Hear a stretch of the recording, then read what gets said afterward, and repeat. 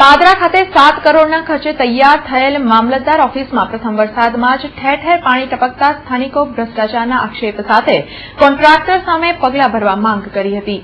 પાદરા ખાતે અરજદારોની સુવિધા અર્થે અંદાજે 7 કરોડના માતબર ખર્ચે મામલતદાર કચેરીને ખુલ્લી મૂકવામાં આવી હતી।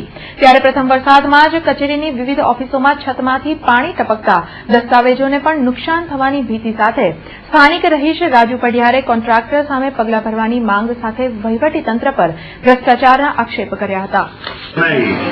એને જોવાનું થાય પીડબ્લ્યુડીએ બાંધ્યું છે, પીડબ્લ્યુડીએ કેવી ડિઝાઇન બાંધી એ તો અમે ના કહી શકીએ, પણ હવે જે તે વખતે આ નકશાઓ મંજૂર થયા પ્રમાણેનું બાંધકામ થયેલું।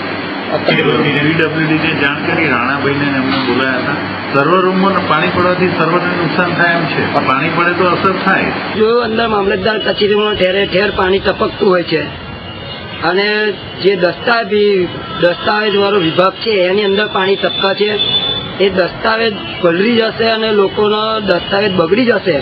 એ દસ્તાવેજ ના બગડે એના કારણે મામલતદાર કચેરીમાં જે પાણી ટપકા છે એ કેમ ટપકા છે એની તપાસ કરી જે તે કોન્ટ્રાક્ટરને કોન્ટ્રાક્ટ આપ્યો હોય એ કોન્ટ્રાક્ટરે ભ્રષ્ટાચાર કર્યો છે કે શું છે એની તપાસ કરી ટપકતું પાણી બંધ કરે।